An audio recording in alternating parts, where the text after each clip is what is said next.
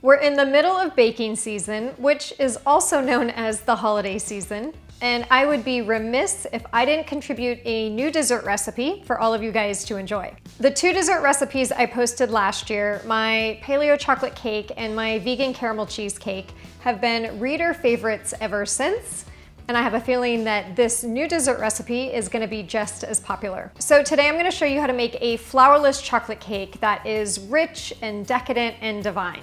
And yes, it's 100% flourless. So that means that not only is it gluten-free, but that you don't have to worry about mixing or substituting various flours. In fact, there's only 5 ingredients in this chocolate cake recipe, and I think it's pretty foolproof. So let me show you how to make it. To get started, fill a pot with about 2 inches of water, as we'll create a double boiler to melt our chocolate. You could also skip this step and use a microwave to melt the chocolate if you prefer that method. While the water is coming to a boil, we'll separate 6 eggs and bring them to room temperature. And my little tip when it comes to separating eggs is that it's easiest to separate eggs while they're still cold, and then let them come to room temperature once they're separated.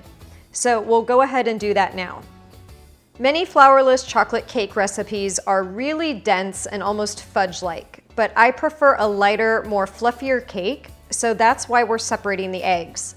Because then we can whip up the egg whites and fold them back into the batter for a light and airy chocolate cake. Measure 8 ounces of semi-sweet chocolate chips and place them in a large bowl, as we'll be adding more to this.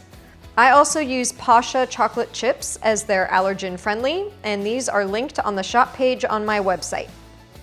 To the chocolate, add 6 tablespoons of butter, and then transfer the bowl to the pot of simmering water to slowly melt the chocolate and butter. Make sure that the water isn't touching the bottom of the glass bowl, as you don't want to burn the chocolate.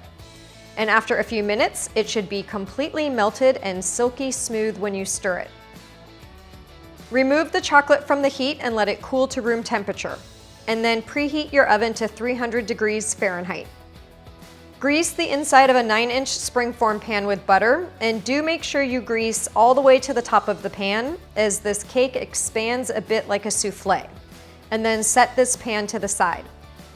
Add your room temperature egg whites to a stand mixer and beat these until you have soft to medium peaks.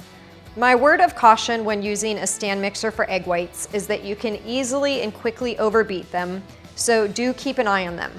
You could also use a hand mixer as well. Once you have soft peaks, add a half a cup of coconut sugar, about a tablespoon at a time, until it's fully incorporated into the egg whites.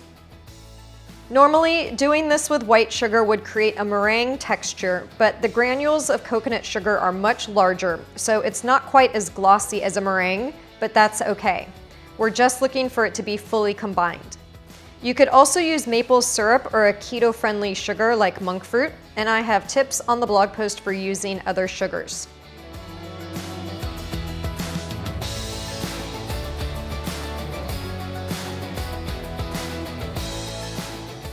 At this point, our melted chocolate should be room temperature, and that's really important because we're gonna add our egg yolks, and we don't want to accidentally scramble our eggs into our chocolate.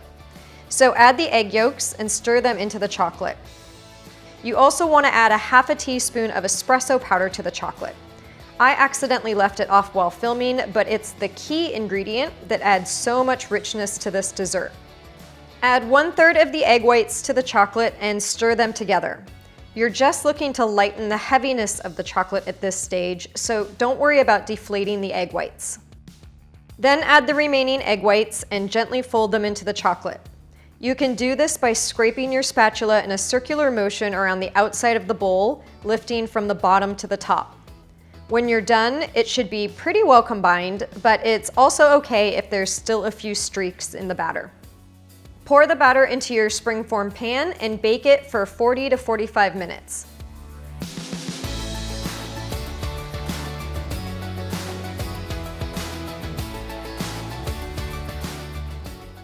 The cake should be at the top of the pan when you remove it from the oven, but it will instantly start to deflate once it cools. You may also get cracks on the top of the cake as it cools, depending on which sugar you use, and I just think those add character to the cake.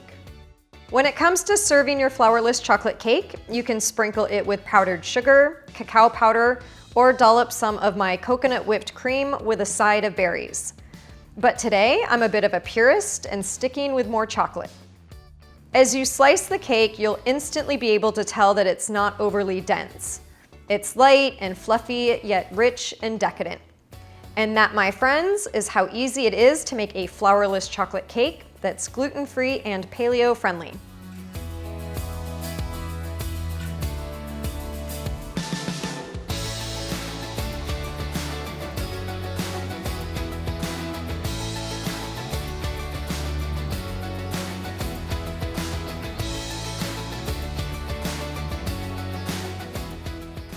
I hope you enjoyed today's video, and if you did, make sure to give it a thumbs up as that helps to support my channel, and hit that subscribe button below so you don't miss next week's video.